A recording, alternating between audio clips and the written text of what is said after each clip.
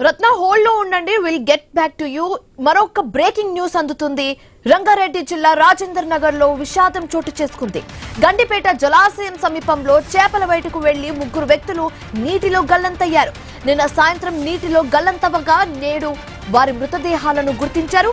ఇబ్రాహీం బాగ్ కు చెందిన కార్తిక్, గోవర్ధన్, వెంకటేష్ గా గుర్తించారు పోలీసులు.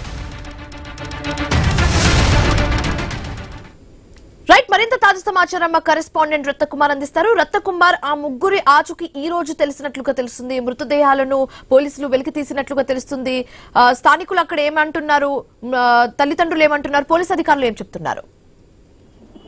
నిన్న గండిపేటలో చేపల వేటకు వెళ్లి మిస్ అయిపోయిన 3 యువకుల కథ విషాదంగా ముగిసింది. మూసిలో గల్లంతైన 3 యువకులు మృతి చెందినట్లు తెలుస్తోంది. గండిపేట జలాశయం దిగున ఉన్న మూసి నదీ పరివాహక ప్రాంతంలో ఈ విషాదం అనేది చోటు చేసుకుంది. చేపల వేట కోసం నిన్న సాయంత్రం వెళ్లిన 3 యువకులు మృతి చెందారు. నిన్న సాయంత్రం నుంచే పోలీసులు రెస్క్యూ టీం చేపట్టిన గాలింపు చర్యల్లో నేడు వారి మృతదేహాలు లభ్యమయ్యాయి. చేపలు పట్టుకునేందుకు కార్తీక్ 25 సంవత్సరాలు, గోవర్ధన్ 23 సంవత్సరాలు, వెంకటేష్ 25 సంవత్సరాల యువకులు వీళ్ళంతా.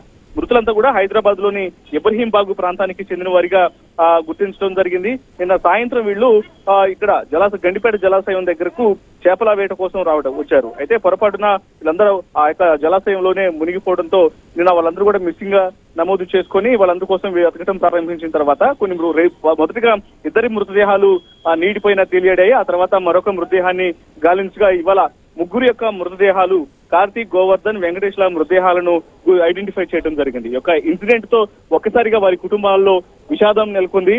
తమ వారిని కోల్పోయేటువంటి బాధతో ఇప్పుడు ఆ ప్రాంతంలో ముఖ్యంగా వీరు ఇటు హైదరాబాద్ లోనే ఇబ్రహీం బాగ్ ప్రాంతానికి చెందిన వారిగా ఐడెంటిఫై చేశారు కాబట్టి ఆ ప్రాంతం అంతా కూడా విషాద ఛాయలు అలుముకున్నాయి.